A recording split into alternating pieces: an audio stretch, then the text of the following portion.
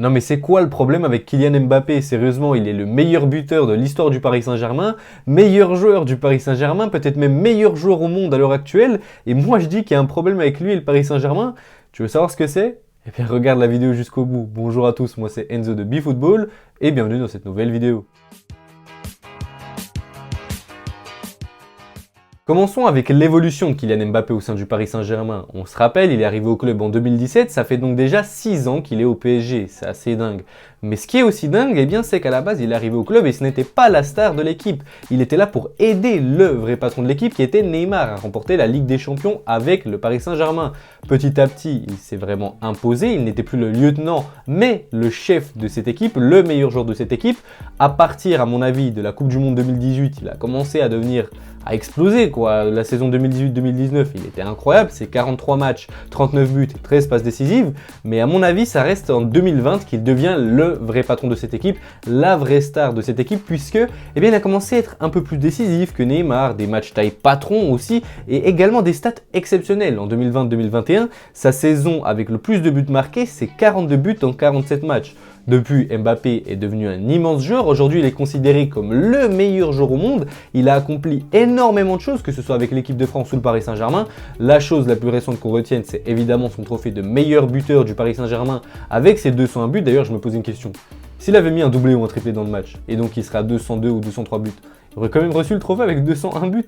Mais bref, Mbappé, avec le Paris Saint-Germain et avec l'équipe de France, c'est pas que ça. C'est aussi une Coupe du Monde, une Ligue des Nations, 5 Ligue 1, 3 Coupes de France, 2 Coupes de la Ligue. Et ça, c'est seulement le côté palmarès parce que Mbappé, c'est surtout le meilleur joueur du Paris Saint-Germain, le plus important, le plus précieux, le plus glorieux, Je pourrais vous sortir des centaines d'adjectifs.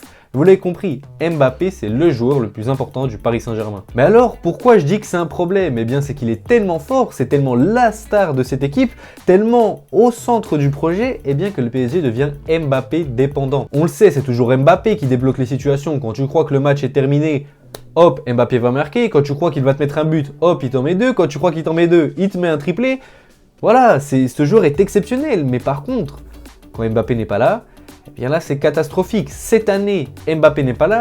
Défaite contre l'Olympique de Marseille, défaite contre le Bayern, défaite 3-1 contre Monaco, et tout ça en l'espace de 3 semaines. Et surtout, on a un PSG qui fait peur. Et on a pu le voir contre le Bayern, quand Mbappé est entré en jeu, il a failli changer et renverser complètement la tendance. Malheureusement, il était hors jeu. Mais en tout cas, ce qu'on a pu voir, c'est que quand il est rentré, eh bien, il y a vraiment eu un changement d'atmosphère. Le PSG est presque passé au-dessus du Bayern de Munich. Mais alors, comment est-ce possible d'être Mbappé dépendant quand dans ton équipe, en attaque, eh bien, tu as Messi et Neymar, qui sont censés être eux aussi les stars de cette équipe, les meilleurs joueurs de cette équipe. Les trois sont censés former la MNM, un trio infernal comme la MSN au FC Barcelone.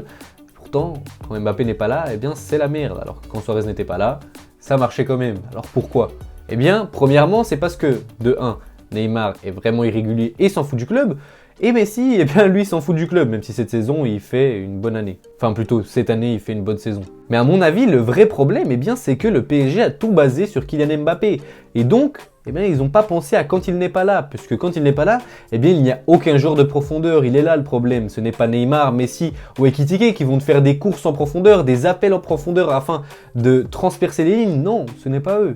Et c'est encore moins Carlos Soler ou Donnarumma, j'en sais rien. Il n'y a aucun joueur dans l'équipe qui est là pour faire ça. Et déjà que la tactique du Paris Saint-Germain cette année, c'est on fait la passe à Mbappé et on espère qu'un miracle arrive, ça risque d'être compliqué. Et si en plus de ça, bon bien sûr je grossissais les traits, mais si en plus de ça, on a un Messi et Neymar qui ne font aucun effort parce qu'ils s'en fichent du club et donc ils ne vont pas se surpasser sur le terrain pour combler l'absence du meilleur joueur de l'équipe qui est Kylian Mbappé, eh bien, c'est la mouise, parce que je suis désolé, pour moi dans cette équipe, le seul joueur qui mouille vraiment le maillot offensivement, c'est Kylian Mbappé, parce que Neymar, il s'en fout du club, Messi il s'en fout du club, et Ekitike, voilà quoi, c'est juste une étiquette. Mais bref, le problème donc, à mon avis, dans ce club, et avec Mbappé, eh bien, c'est que le PSG s'est trop focalisé sur Mbappé, et a oublié le reste du projet, et a oublié la profondeur de banc. Le style de jeu est devenu passe la balle à Mbappé. Mais alors, que doit faire le Paris Saint-Germain pour combler ce problème? Eh bien déjà, ne plus penser uniquement à Kylian Mbappé et à recruter des stars. Pourquoi? Parce que quand tu recrutes Neymar, Messi, Mbappé, tu sais qu'il n'y en a aucun qui vont faire des efforts défensifs. Mais ça encore, c'est plus parler du Paris Saint-Germain en global. On en parlera dans une autre vidéo. Mais il ne faut plus penser uniquement à recruter des stars. Parce qu'en plus là, on voit et on entend qu'ils veulent prolonger Messi à 35 ans. Voilà, il fait une bonne saison. Mais Est-ce que c'est vraiment une bonne idée? Je ne pense pas. Il faudrait se séparer peut-être de Neymar. Ça serait le cas apparemment. Ils veulent s'en séparer. Ça, ce serait une bonne idée. Mais attention, il faudrait le remplacer. Peut-être, pourquoi pas, avec un joueur comme Vinicius Junior ou Dembélé qui serait percutant, qui ferait des appels en profondeur. Ça pourrait être pas mal. Et même, pourquoi pas, alors je dis ça, vous allez dire parce que je suis supporter du Real Madrid, mais pourquoi pas recruter Valverde? J'espère que ça va pas arriver, mais un Valverde dans l'équipe du Paris Saint-Germain, ce serait exceptionnel pour le club parce qu'il t'apporterait de 1 cette profondeur et en plus de ça une solidité défensive offensivement. Donc un des trois en attaque qui ferait quand même un effort défensif. Mais bref, si on en revient au cas Mbappé, eh bien déjà faire en sorte que les coéquipiers aident Mbappé, ça c'est ce qui arrive quand Mbappé est là, puisque cette année Messi fait une bonne saison et au début de l'année Neymar était assez bon. Donc de ce côté-là, ça va bien offensivement. Mais pensez à quand Mbappé n'est pas là, recruter un remplaçant, parce que je suis désolé, recruter des Hugo Étiquette juste pour les caméras, je le dis, pour moi c'est que pour les caméras, c'est juste pour dire on a recruté un jeune joueur français de Ligue 1 du Stade de Reims. Eh, arrêtez de vous foutre de notre gueule, Hugo Étiquette, ça se voit, en tout cas du peu de matchs que j'ai vu du Paris Saint-Germain cette saison, de lui, eh bien, il n'a pas du tout le niveau pour le Paris Saint-Germain. En tout cas, ce qui est sûr, c'est que le Paris Saint-Germain doit garder Mbappé, ça c'est sûr, mais doit aussi apprendre à jouer sans Mbappé, car le jour où il sera plus là, eh bien, ils seront dans la merde. Et en parlant du jour où il sera plus là, on peut switcher sur la partie Mbappé. Que doit faire Mbappé? Doit-il partir du club? On entend déjà les rumeurs de nouveau qu'il l'envoie du côté du Real Madrid. Et on pourrait se dire qu'il ne devrait pas partir du club, sérieusement. Mbappé, il est présent dans une situation parfaite, il est dans un petit nid douillet. Il est là, il est au centre du projet, c'est presque le capitaine du club. Il a un salaire énorme, il est adoré du public, il a les responsabilités qu'il veut, bref...